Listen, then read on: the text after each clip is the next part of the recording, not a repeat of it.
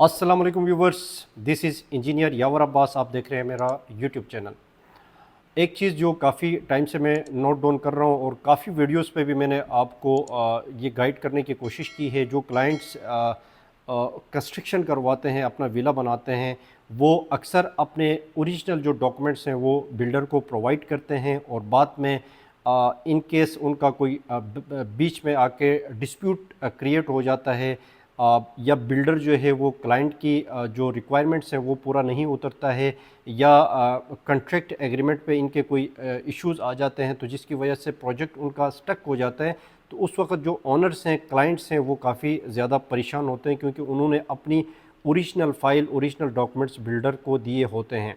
ये बात मैं काफ़ी अपनी वीडियोस पे बता चुका हूँ। बिल्डर को ओरिजिनल फ़ाइल कभी भी आप लोगों ने नहीं देनी है। बिल्डर को ओरिजिनल फ़ाइल की कोई रिक्वायरमेंट नहीं है। जस्ट आपने पिक्चर्स को स्कैन करना है, क्योंकि आप सबको सबके इल्म में, नॉलेज में है ये चीज़ कि बेरिया को जो सारा सिस्टम है वो ऑनलाइन पोर्टल के थ्रू सिस्टम है। तो ऑनलाइन पोर्टल में आपको पिक्चर्स लेके अपलोड करनी पड़ती हैं।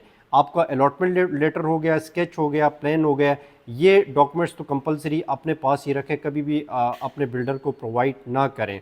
इसके अलावा जो डॉक्यूमेंट्स हैं, जिसमें इंस्पेक्शन कार्ड है, ड्राइंग्स हैं, ड्राइंग्स लाजमी जब आपकी ड्राइंग्स की सेट बन जाएं तो उसकी एक एक कॉपी करके, कॉपी का जो सेट है वो अपने बिल्डर को दे दें। ओरिजिनल सेट जो है ड्राइंग्स का अपने पास रख लिया करें। इसके अलावा एक चीज़ जो नेग्लिजेंस लोगों की होती है, इंस्पेक्शन कार्ड को मॉनिटर नहीं करते हैं, प्रोवाइड नहीं करते हैं। हर स्टेज पे, हर कंक्रीट पे इंस्पेक्शन कार्ड पे साइन होता है। तो अपने बिल्डर से जब भी आपकी कंक्रीट की पोरिंग हो जाती है, अपने बिल्डर से इंस्पेक्शन कार्ड मंगवा के चेक कर लें कि उस कार्ड पे साइन हुआ है या नहीं हुआ है। अक्सर लोग, अभी मेरे पास रिसेंटली 2-3 क्लाइंट्स आए हुए जिनके साथ ये इशू आ रहे हैं कि 2021 पे इन्होंने कंस्ट्रक्शन शुरू की, अब तक जाके उनका ग्रे स्ट्रक्चर ऑलमोस्ट कंप्लीट हो चुका है, इंस्पेक्शन कार्ड पे एक भी साइन नहीं है। तो अब जाके बेरिया हमारे लिए काफ़ी टफ़ टाइम दे रहा है। जो कि हो तो जाएगा काम, लेकिन एक काम आसानी से हो जाता है तो उसको आसान तरीके से ही करना चाहिए, न कि अपने माइंड को टॉर्चर करके एक पूरी मुसीबत अपने गले पे फिट करना। ये मेरे ख्याल से मुनासिब नहीं है। तो आपको ये गाइडेंस इसीलिए देते हैं कि अपने जो ओरिजिनल डॉक्यूमेंट्स हैं, चाहे वो ड्राइंग्स हों, इंस्पेक्शन कार्ड हो, वट जो भी डॉक्यूमेंट्स आपको प्रोवाइड किए जाते हैं, उसका ओरिजिनल सेट अपने पास रखें। उसका कॉपी करके आप अपने क्लाइंट को प्रोवाइड करें, ताकि इन केस आपका बीच में कोई डिस्प्यूट बन जाता है तो आपके पास वहाँ से निकलने का रास्ता ईजी हो जाए। ठीक है, तो ये एक चीज़ थी। इसके अलावा आपके जो भी बिल्डर्स कॉन्ट्रैक्ट देते हैं, खासकर ओवरसीज़ हमारे जो क्लाइंट हैं, उनको ये मुखातिब होकर मैं कहता हूँ, क्योंकि इस तरह के भी मेरे केसेस मेरे पास आए हुए हैं ओवरसीज़ के, जिन्होंने पेमेंट स्लिप बिल्डर ने बना के उनको दिया दिया था, और दूसरे प्रोजेक्ट्स की वीडियोस और पिक्चर्स उनको भेजते गए हैं, और अपने प्रोजेक्ट को लाइव जाके या वीडियो कॉल्स पे मॉनिटर नहीं किया, जिसकी वजह से पेमेंट बिल्डर की तरफ काफ़ी ज़्यादा गई। और उसके बाद बिल्डर ने फिर वहाँ पे प्रोजेक्ट को रोक के वहाँ पे फिर अपना इंक्रीमेंट या जो भी चीज़ है उन्होंने उनसे मुतालिबा कर दिया।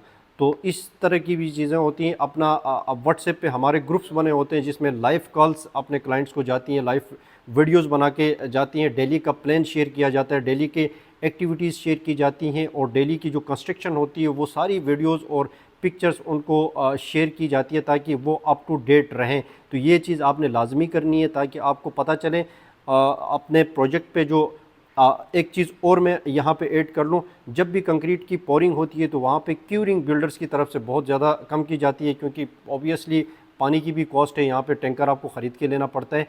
तो उसके लिए बिल्डर्स क्यूरिंग से काफ़ी थोड़ा सा इस चीज़ को कंसीडर नहीं करते हैं, क्योंकि मेजॉरिटी हमने मार्केट में देखा है कि अनप्रोफेशनल लोग हैं, जो लेमेंस या आप कह सकते हैं कि उनका इस प्रोफेशन से, इंजीनियरिंग से कोई लेना देना नहीं होता है। यहाँ आके वो सारे बिल्डर्स बने हैं, वो कंस्ट्रक्ट कर रहे हैं, तो उनको नॉलेज नहीं होता है कंस्ट्रक्शन का कि क्यूरिंग जो है, पानी जो है, तराई जिसको हम कहते हैं, वो कितनी इम्पॉर्टेंट होती है स्ट्रेंथ को गेन करने के लिए। तो इसके लिए भी आपकी जब कंक्रीट पोरिंग हो जाती है तो क्यूरिंग की वीडियोस आप हफ्ते तक, एटलीस्ट कम से कम 7 डेज़ तक अपने क्यूरिंग की 3 टाइम या 2 टाइम की वीडियोस उनसे मंगवाते रहें, अपडेटेड रहें, लाइव कॉलें करते रहें, ताकि आपका जो प्रोजेक्ट है वो एक मज़बूत घर बने। घर क्योंकि एक ही दफ़ा बनाना होता है, तो एक ही दफ़ा में आपको एक ही उसमें स्ट्रॉन्ग और स्ट्रेंथ के साथ आपका घर बनना चाहे।